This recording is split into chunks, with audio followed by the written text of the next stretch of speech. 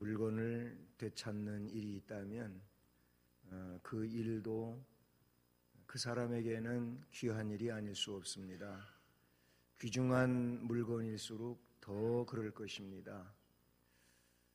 우리의 삶 속에는 질병이 있습니다. 아픔이 있습니다.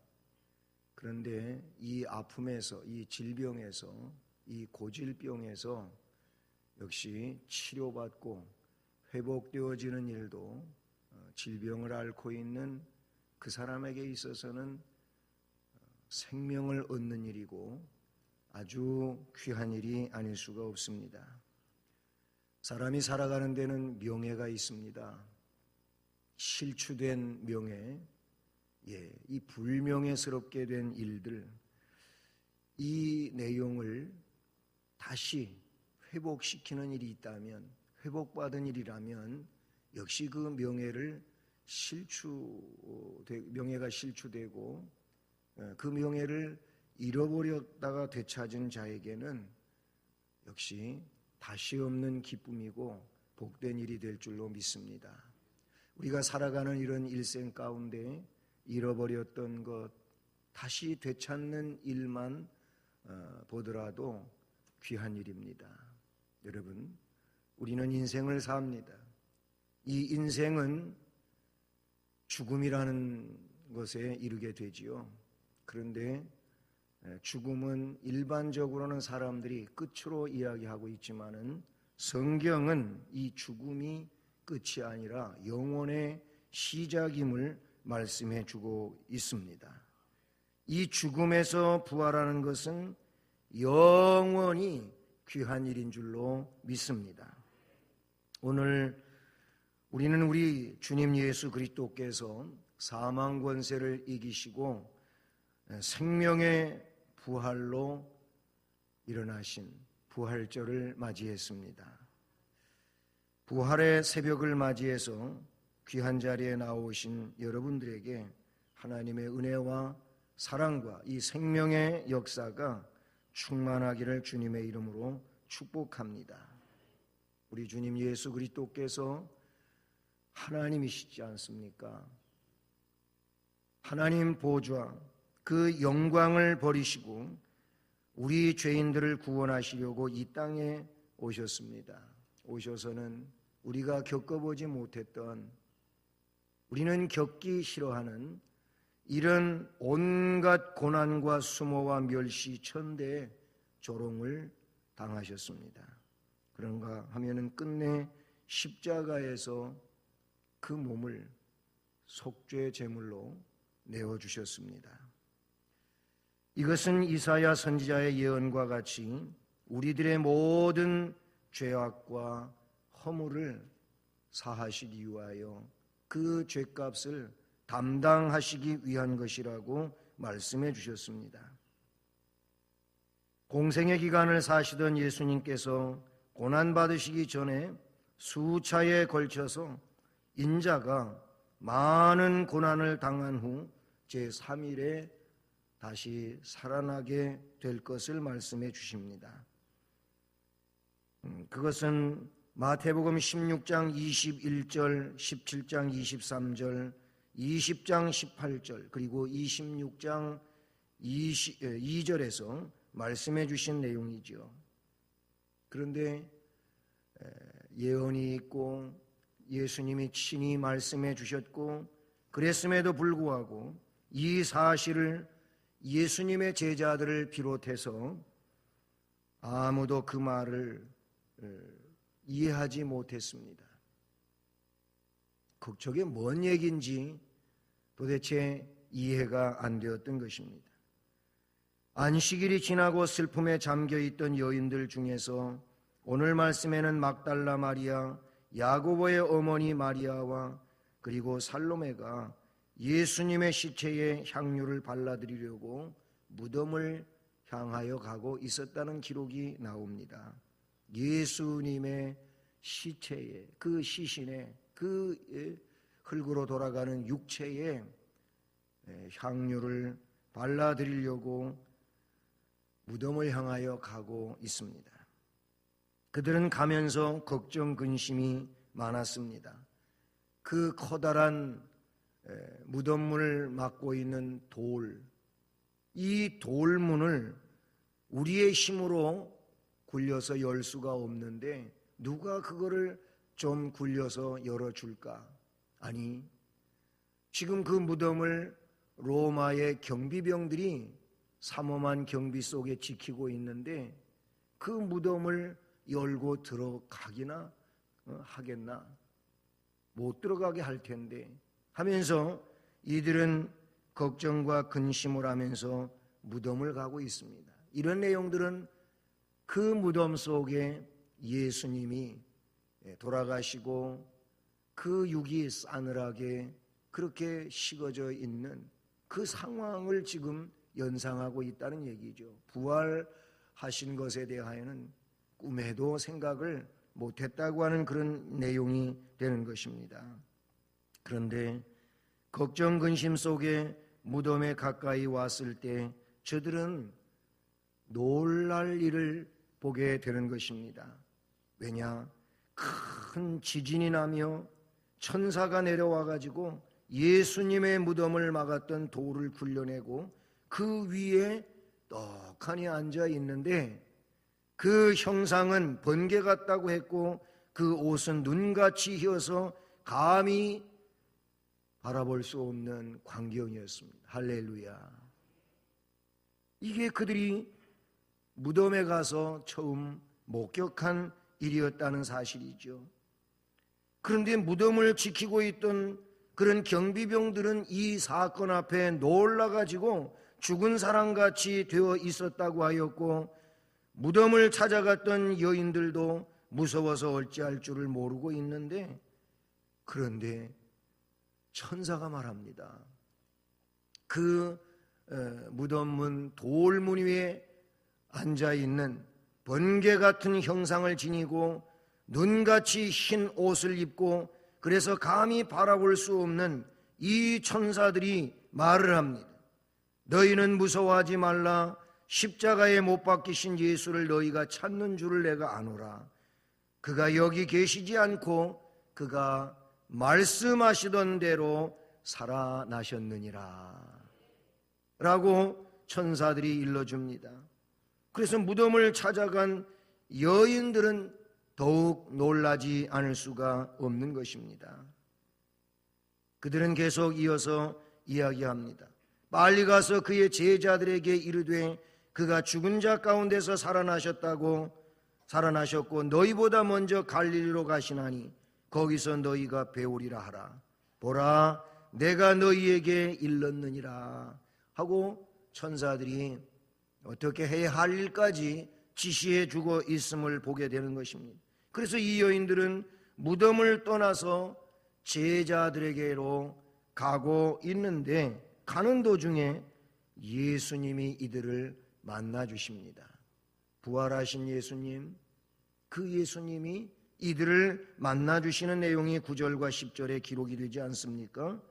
예수께서 그들을 만나 이르시되 평안하냐 하시거늘 여자들이 나아가 그 발을 붙잡고 경배하니 이에 예수께서 이르시되 무서워하지 말라. 가서 내 형제들에게 갈릴리로 가라 하라. 거기서 나를 보리라 하시니라. 이게 오늘 본문의 전문이지 않습니까?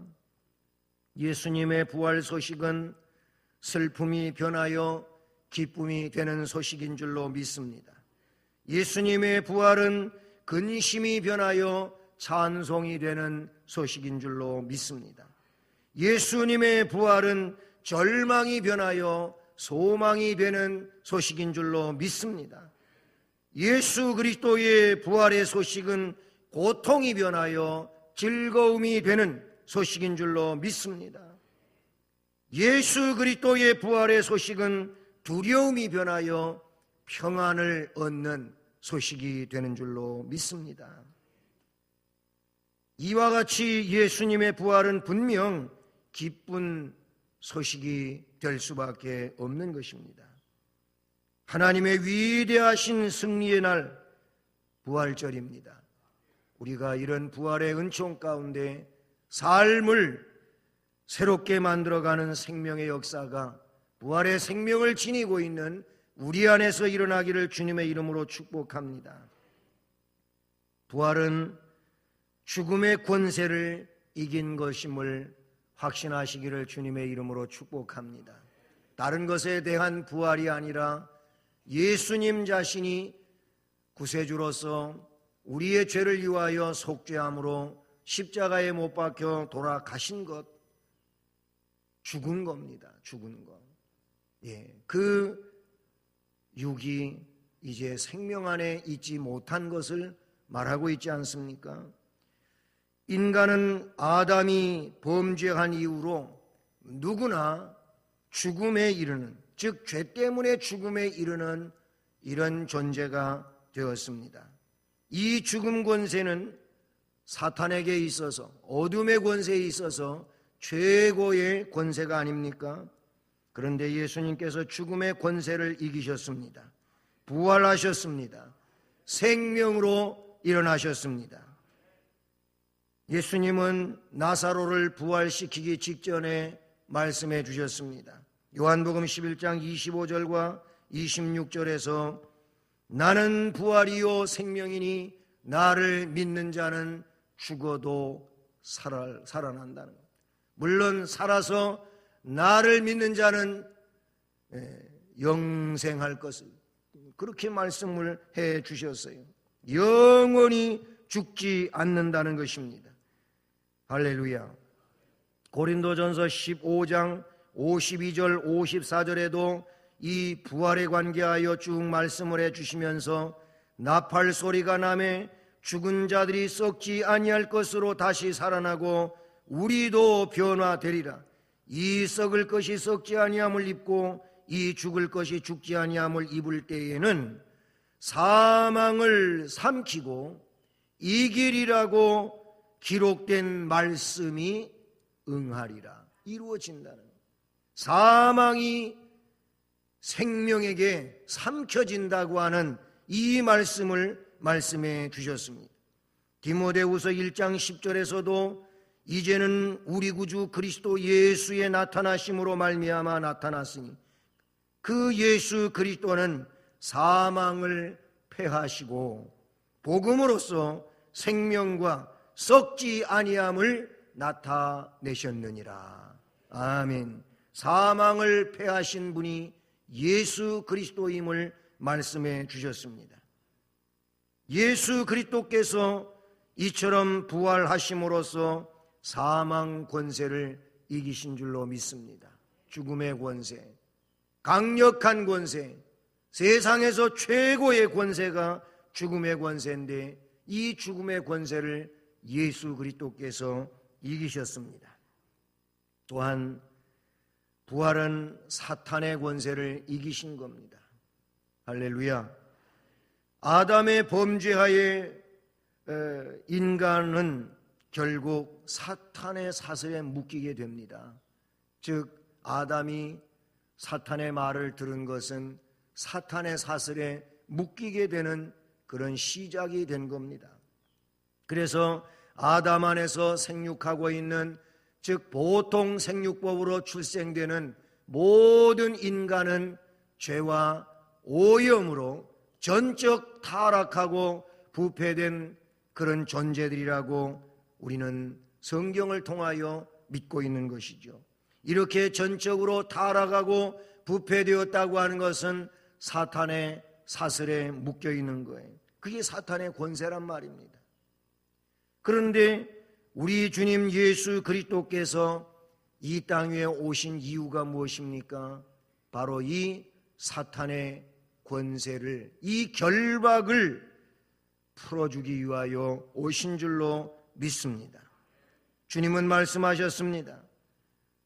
나는 부활이요 생명이라는 것입니다. 그래서 히브리서 2장 14절 15절에 자녀들은 혈과 육에 속하였음에 그도 또한 같은 모양으로 혈과 육을 함께 지니심은, 여기서 그는 예수 그리스도이시지 않습니까?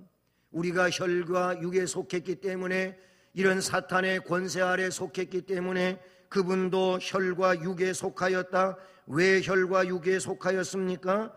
그것은 죽음을 통하여 죽음의 세력을 잡은 자, 곧 마귀를 멸하시며 또 죽기를 무서워함으로 한평생 매여 종노릇하는 모든 자들을 그 사탄의 권세에서 놓아주려고 그렇게 하셨다고 말씀해 주고 있는 것입니다. 그러므로 부활은 사탄의 권세를 이긴 거예요. 우리는 그 말씀에 근거하여 예수 이겼네, 예수 이겼네, 예수 사탄을 이겼네, 할렐루야. 우리는 그런 찬송하지 않습니까? 예수님 사탄의 권세를 이기셨습니다. 또 한 가지는 예수님의 부활은 예수님의 것만이 아니라 그것이 곧 예수를 구주로 믿는 자들의 것이라고 성경은 말씀하십니다.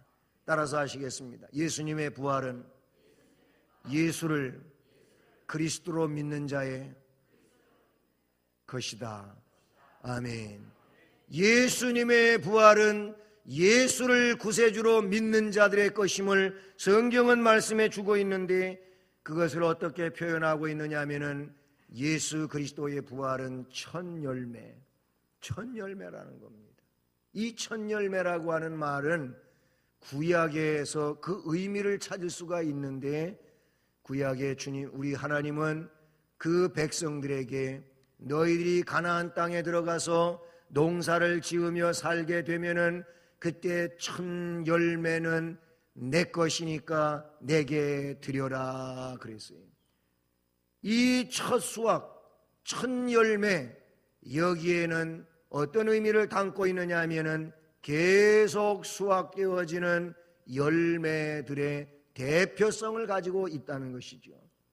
그러니까 예수 그리스도의 부활이 부활의 첫 열매라고 하는 것은 그 예수 그리스도의 부활에 근거해 가지고 예수를 구세주로 믿는 모든 이들은 계속되어지는 부활의 열매라고 하는 사실임을 기억할 수 있기를 바랍니다. 고린도전서 15장 20절에 그리스도께서 죽은 자 가운데서 다시 살아나사 잠자는 자들, 여기서 잠은 이 세상에서 말하는 죽음인데 죽은 자들의 첫 열매가 되셨느니라. 아멘. 예수 그리스도가 잠자는 자들, 이 죽음의 권세 아래 있는 자들의 부활의 첫 열매가 되셨다고 하는 것은 영원한 생명을 가지셨고 그리고 그 믿음을 가진 자들에게 주신다고 말씀하는 내용인 줄로 믿습니다. 사랑하는 성도 여러분, 우리 주님께서 강림하실 때 우리들도 주님 예수 그리스도와 같이 신령한 부활체가 되어 부활하게 됨을 믿습니다. 여러분 가운데 한 사람도 나고자가 없이 예수 그리스도의 재림 시에 변화된 성도의 반열에 참여할 수 있게 되시기를 주님의 이름으로 축원합니다. 우리 교회와 신자들은 이런 생명 안에 있게 된 자들임을 믿습니다. 그리스도의 부활은 죄에 대한 승리이며 그리스도의 부활은 죽음에 대한 승리이며 그리스도의 부활은 사탄에 대한 승리임을 믿습니다. 이제 우리들은 부활을 믿는 자로 이 부활의 동참함을 믿고 확신 속에 담대한 믿음의 삶을 살아가는 모두가 되기를 주님의 이름으로 축복합니다. 2016년 부활절에 앞에도 기도를 드렸지만은 우리 안에 생명이 존재하고 있음을 기억하고 이 생명의 삶을 살아감으로 영적인 자각이 일어나고 새롭게 되어지는 변화가 일어나고 생명의 역사를 이루어가는 삶이 되기를 바라고 우리를 통하여 우리의 주변이 생명의 역사가 이루어지는 이런 축복의 일들이 있기를 바라는 것입니다. 더 나아가서는 우리가 기도할 때 이 나라와 이 민족의 생명의 역사를 이루하여 회복되어지는 역사를 이루하여 다시 새로워지는 역사 속에 이 민족이 세계 열방을 향하여 하나님의 은혜의 그 역사들을 이루어갈 수 있는 이 민족으로 우뚝 세워지는 일을 위하여 기도하는 부활의 새벽이 되기를 주님의 이름으로 축복합니다.